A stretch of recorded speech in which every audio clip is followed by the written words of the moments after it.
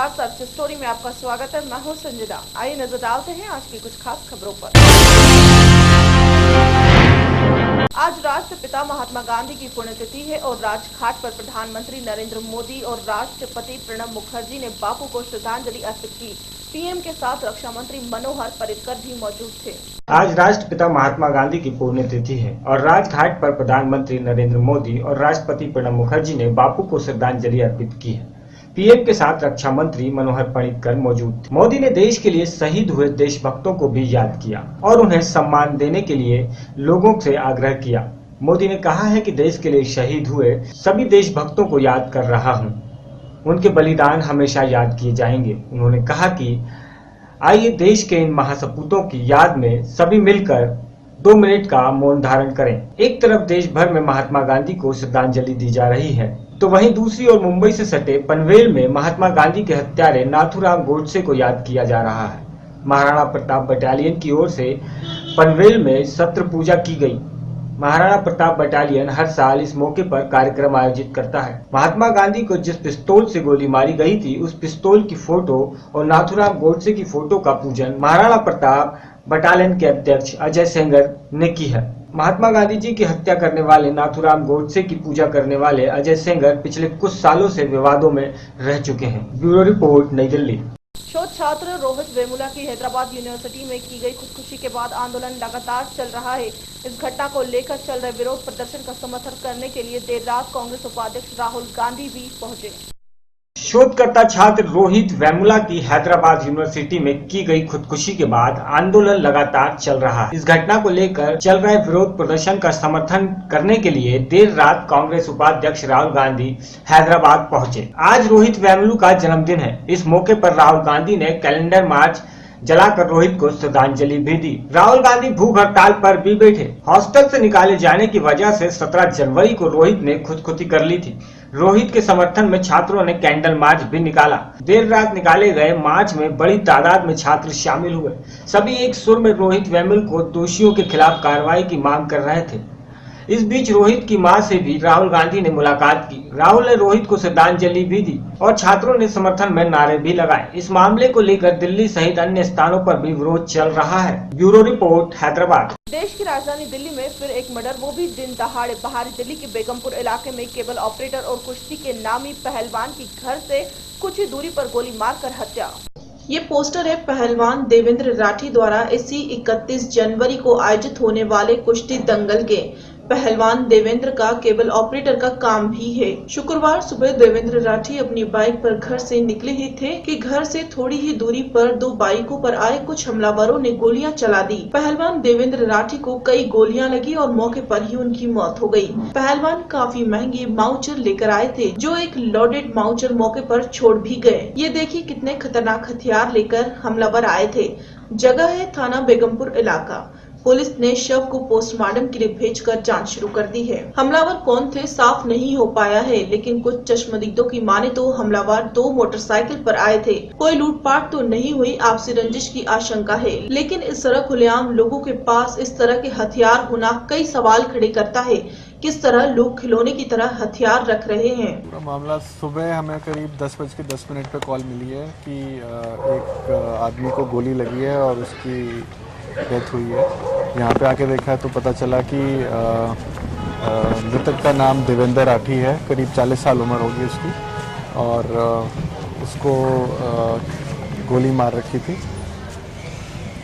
बाकी अभी आगे इन्वेस्टिगेट कर रहे हैं।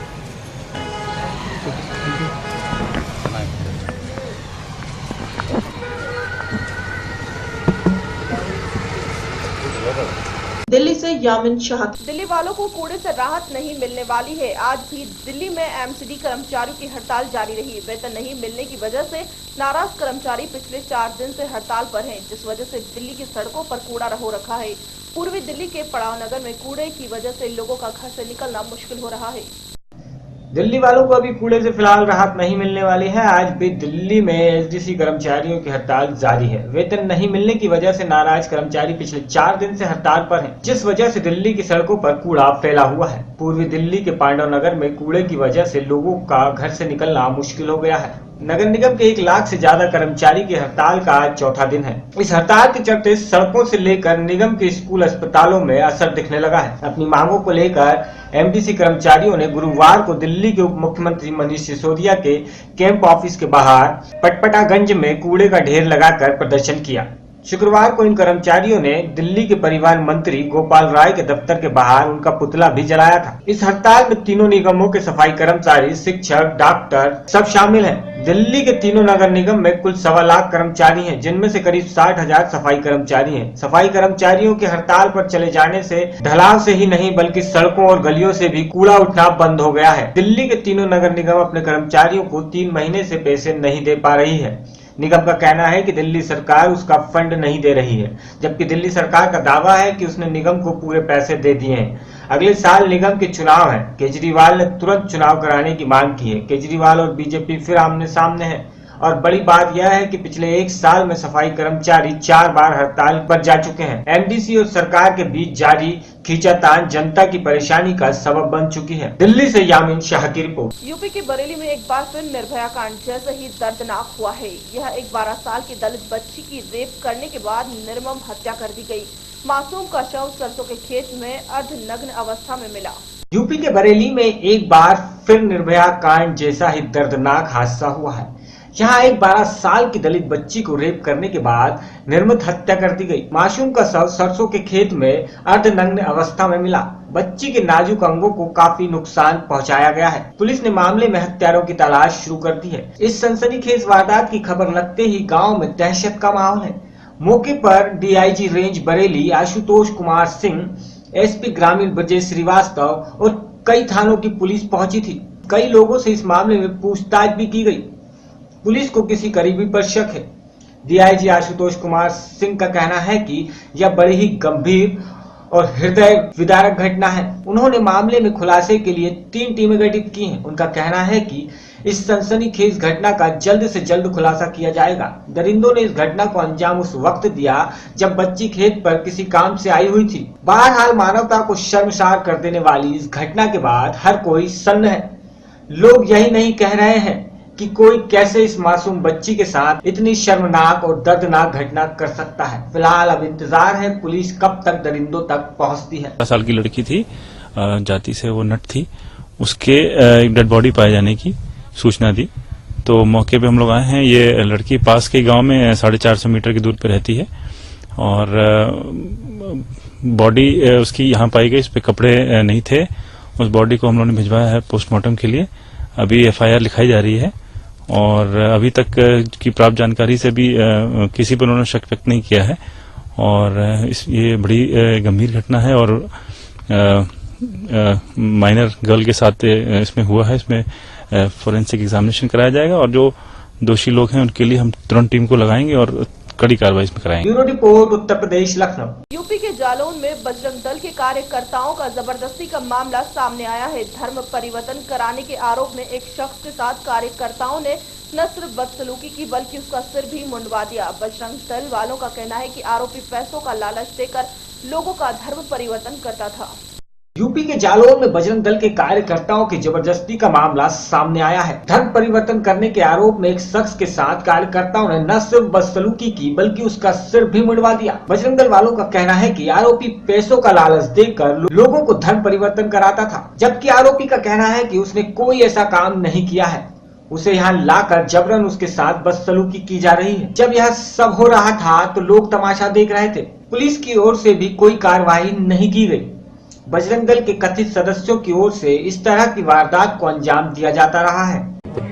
गांव में रहते मजदूरी करते हैं। जिस तरह के आरोप लगाए जा रहे हैं कि आप यहाँ से लोगों को ले जाते हो धर्म परिवर्तन की, पूरी कब से कर रहे हैं? सर ऐसा तो नहीं है सर, इन लोगों ने कहा था तो वहाँ पे सत्संग होता है तो हम गए थे बस बच्चे को लगा के और बस वहाँ पे सत्संग होके चले आए। न वहाँ पे कोई मीट खिलाया जाता है, ना ही कुछ वो खिलाया जाता है। किस धर्म के लोग हैं जो सत्संग कराते हैं? वो सर ये यीशु मसीह के लोग मानने वाले लोग हैं। तुमने भी अपना धर्म परिवर्तन नहीं, हमने नहीं किया। हम तो विश्वास में गए थे कि बच्चा, इनके रिश्तेदार थे जो संगम के, उन्होंने कहा था कि तुम्हारे बेटा जो है अगर विश्वास करोगे आप तो फिर हमने कहा ठीक है भैया विश्वास करते हैं हम सब पे। हमने तो सर किसी को नहीं कराया, बस हम तो अपने नहीं, इन्होंने 1 महीने से कहा था कि हम इस धर्म को बिलोंग नहीं करते, फिर दूसरों को क्यों ले जाते? जी वहाँ पे गए थे, इन्होंने कहा था कि चलना आप जिस दिन दाओ तो हमें भी बता देना। हम इनको बताया था सब गए थे। कितने लोगों को वहाँ पर ले गए? वहाँ पे अभी सर 6-7 लोग गए थे, 5-6-7 लोग। कहा था कि चलना आप जिस दिन दाओ तो हमें भी बता देना। हम इनको बताया था सब गए थे। कितने लोगों को वहाँ पर ले गए? वहाँ पे अभी सर 6-7 लोग गए थे, 5-6-7 लोग। Bureau report Uttar Pradesh. पीलीभीत के सनगुड़ी थाने के ठीक सामने बने होटल संतोष में एक व्यक्ति की संदिग्ध परिस्थितियों में मौत हो गई। बताया जा रहा है कि शहर पीलीभीत में सौरभ सिंह नाम का एक व्यक्ति की कुछ दुकानें हैं, जिसका किराया लेने वो लखनऊ से हर महीने आता है।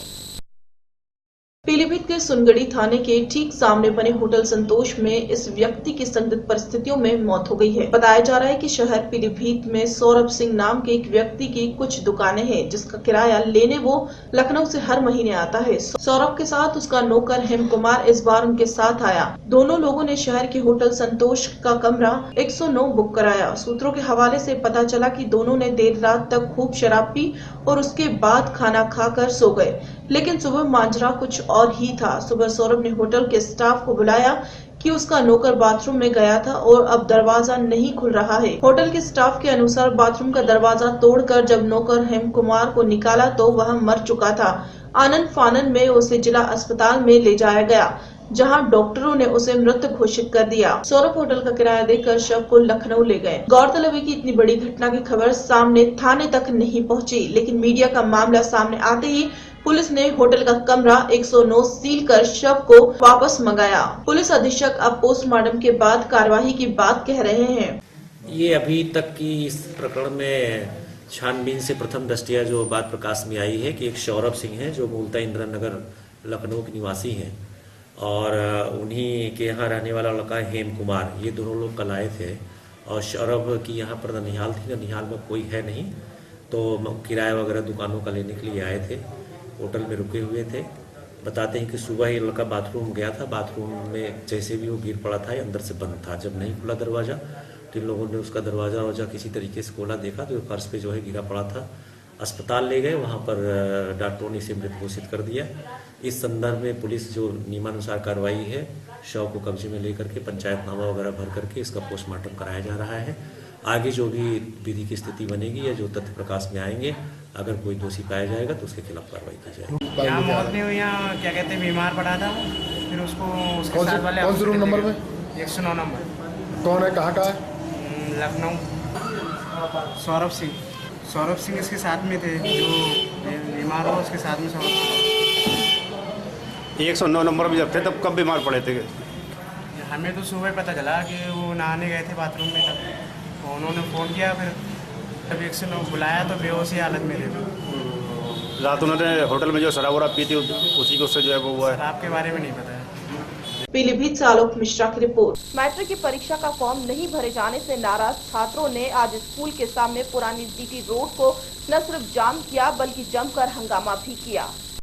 मैट्रिक के परीक्षा का फॉर्म नहीं भरे जाने से नाराज छात्र ने आज स्कूल के सामने पुरानी जीटी रोड को न सिर्फ जाम कर दिया बल्कि जमकर हंगामा भी किया। टाउन स्कूल के प्रदर्शनकारी छात्र ने बताया कि स्कूल में परीक्षा फॉर्म भी उपलब्ध नहीं है, जबकि फॉर्म भरने की अंतिम तिथि समाप्त होने वाली है। छात्र के इस विरोध का प्रदर्शन का शिकार उन वाहनों को भी बनना पड़ा जो इस रास्ते होकर गुजर रहे थे।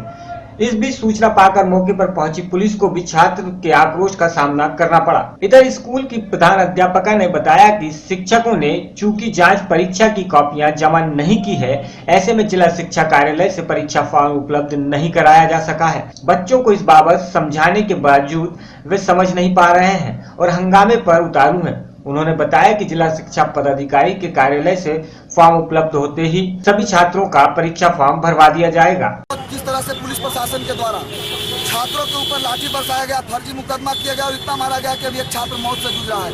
कई छात्र घायल हैं, उनके साइकिल को 80 साइकिल को तोड़ दिया गया, मोटरसाइकिल को तोड़ दिया गया और छात्रों को फंसाया जा रहा है। और जिला प्रशासन एसपी साहब के द्वारा केवल एक पक्षीय कार्रवाई करवाया गया, इसमें 200 छात्रों पर एफआईआर हुआ है, लेकिन दोषी पुलिसकर्मियों पर एक भी कार्रवाई नहीं हुआ।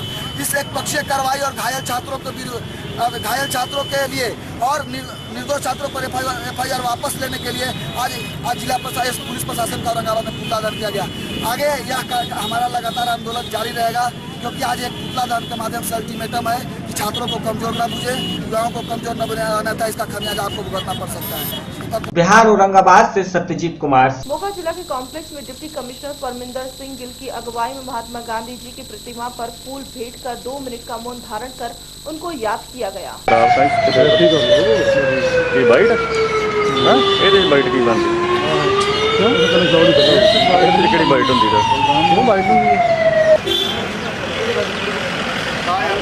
जिन्ना चर मैं ना कहा किसी ने हिलना नहीं गा।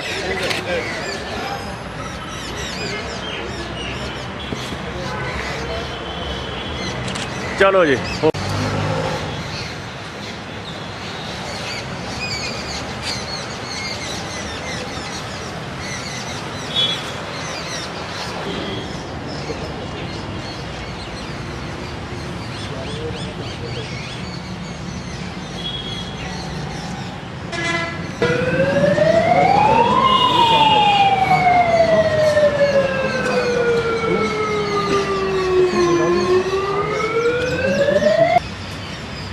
आज है राष्ट्रपिता महात्मा गांधी जी का बलिदान दिवस, जहां एक और पूरा भारत उनको श्रद्धासुमन भेंट कर रहा है।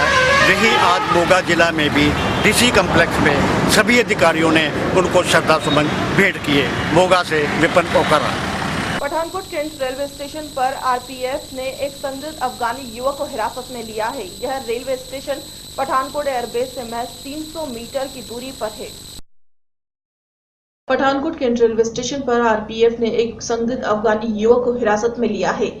यह रेलवे स्टेशन पठानकोट एयरबेस यहां पर कुछ दिन पहले ही आतंकी हमला हुआ था। यहां से महज 300 मीटर की दूरी पर है। इस घटना की जानकारी मिलते ही सुरक्षा एजेंसियां चौकस हो गई। संबंधी जानकारी देते हुए जीआरपी के डीएसपी मकन सिंह ने बताया कि यह युवक अफगानी नागरिक है। इस युवक की पहचान नजूक मीर पुत्र बली मोहम्मद निवासी अफगानिस्तान के रूप में हुई है। इस युवक से 2 मोबाइल और एक लैपटॉप, 2 पेन ड्राइव और डोंगल बरामद हुआ है। यह युवक 2013 में आया था भारत और ये भारत के बिजनौर, बेंगलोर और नई दिल्ली में रह चुका है। कल शाम को वाराणसी एक्सप्रेस ट्रेन से बिना टिकट सफर कर रहा था। टिकट पूछने पर टीटी से मारपीट करने को लेकर गिरफ्तार किया गया था। अफगानी नागरिक होने के कारण सुरक्षा एजेंसियां चौकस हो गई हैं। इसे पूछताछ करने के लिए कोर्ट में पेश कर 7 दिनों के रिमांड पर लिया गया है। जांच के दौरान इस बात का पता लगाने की कोशिश की जाएगी कि कहीं इसका संबंध ISIS के साथ या किसी दूसरे आतंकी संगठनों के साथ तो नहीं है। इहदा असल नाम जिहड़ा सीगा नज़ीक मीर सन ऑफ अली मुहम्मद, जो कि अफगानिस्तान का रहने वाला, तो उम्र इसकी 24-25 साल। ये विदाउट पासपोर्ट ते विदाउट वीज़ा जिहड़ा सीगा इत्थे भारत दे विच घुम रहा सीगा। ते अज इसनूं RPF वालियां ने साडे हवाले कीता, जो कि बिना टिकट जिहड़ा सी ट्रेन दे विच आ रहा सीगा। ਇਹਦੇ ਕੋਲੋਂ रिकवरी की गई है एक लैपटॉप एप्पल का, 2 अपने पैन ड्राइव, 2 मोबाइल, एक डोंगल ते कपड़े पुराने ये कोलों बरामद किए गए। इस संबंध में मुकदमा नंबर 8 मिति 29/1/2016 under section 334/1920 Indian passport act ते 14 फॉरन एक्ट दर्ज रजिस्टर थाना पठानकोट GRP दर्ज रजिस्टर किया गया। इसनूं गिरफ्तार करके ਇਹਦਾ ਜਿਹੜਾ ਰਿਮਾਂਡ ਹੈਗਾ ਅਸੀਂ 4 ਫਰਵਰੀ 2016 ਤੱਕ ਹਾਸਲ ਕੀਤਾ ਗਿਆ। ਇਸ ਤੋਂ ਜਿਹੜੀ ਹੈਗੀ ਹੋਰ ਜਿਹੜੀ ਹੈਗੀ ਆ ਪੁੱਛਗਿੱਛ ਕੀਤੀ ਜਾਵੇਗੀ ਕਿ ਇਹਦੇ ਜਿਹੜੇ ਇਸ ਬੰਦੇ ਦੇ ਕੋਈ ਅੱਤਵਾਦੀਆਂ ਨਾਲ ਜਾਂ ਕੋਈ ਹੋਰ ਕੋਈ ਜਥੇਬੰਦੀ ਨਾਲ ਲਿੰਕ ਤਾਂ ਨਹੀਂ ਹੈ। ਟੂਰਿਸਟ ਵੀਜ਼ੇ ਤੇ ਆਇਆ ਸੀ ਤੇ ਉਸ ਤੋਂ ਬਾਅਦ ਜਿਹੜਾ ਹੈਗਾ ਲੋਕ ਸ਼ੱਕੇ ਵੱਖ-ਵੱਖ ਸ਼ਹਿਰਾਂ ਵਿੱਚ ਇਹ ਰਹਿੰਦਾ ਰਿਹਾ। ਸ਼ੱਕੀ ਹੋਣ ਕਰਕੇ ਇਹਦੇ ਜਿਹੜਾ ਹੈਗਾ ਰਿਮਾਂਡ ਜਿਹੜਾ ਲਿਆ ਗਿਆ ਹੈਗਾ 4 ਫਰਵਰੀ ਤੱਕ। ਇਹਦਾ ਜਿਹੜਾ ਹੋਰ ਵੀ ਤੋਂ ਇਹਦੇ ਬਾਰੇ ਜਿਹੜੇ ਸੀ ਅੱਤਵਾਦੀਆਂ ਨਾਲ ਇਹਦੇ ਕੋਈ ਲਿੰਕ ਤਾਂ ਨਹੀਂ। इस बारे की कोशिश की जाएगी। कल ISIS ਜਿਹੜੀ ਉਹ ਇੰਡੀਆ ਵਿੱਚ ਆਪਣੇ ਨੌਜਵਾਨੇ ਭਰਤੀ ਕਰਦੇ ਉਹਨਾਂ ਵਾਸਤੇ ਕੰਮ ਨਾ ਕਰਦਾ ਹੋਏਗਾ, ਹੋ ਸਕਦਾ ਨਹੀਂ? बिल्कुल बिल्कुल जी, इस बारे हम यही गल भी इन्वेस्टिगेशन करांगे मुकदमे की। तो पठानकोट से दीपक कुमार की रिपोर्ट। देवास जिले के हाटपिपलिया तहसील ग्राम बरोड़ा थाने के अंतर्गत रहने वाले ग्राम शुक्रवासा के रहने वाले व्यक्ति की करंट लगने से मौत हो गई। देवास जिले के हाटपिपलिया तह के ग्राम बसोड़ा थाने के अंतर्गत आने वाले ग्राम शुक्रवासा में रहने वाले धर्मेंद्र पिता हरि सिंह उम्र 45 वर्ष जो गंभीर हालत में जिला अस्पताल में लाया गया। जिला अस्पताल के इमरजेंसी डॉक्टर और ग्राम वासियों से मिली जानकारी के अनुसार धर्मेंद्र पिता हरि सिंह केबल सही करने के लिए विद्युत पोल पर खड़ा था। अचानक पोल पर जा रहे तारों से करंट आने से धर्मेंद्र को करंट लग गया और वह पोल पर से नीचे गिर गया और उसे उपचार हेतु जिला अस्पताल लाया गया, जहां डॉक्टरों ने उसे मृत घोषित कर दिया। पुलिस पोस्टमार्टम कर मामले की जांच कर रही है। सर, अभी क्या प्रकरण आया, क्या केस आया है? जी, में एक धर्मेंद्र नाम का मरीज लाया गया है जो 45 साल की उम्र है, जिसके कहा जा रहा है कि करंट लगी, जो कि मृत है। सर, आपका नाम? डॉक्टर रजनीकांत है। इसके लिए अब आगे पोस्टमार्टम के लिए भेज दिया गया है, जिसकी रिपोर्ट। खबरों में फिलहाल इतना ही, मुझे दीजिए इजाजत, नमस्कार।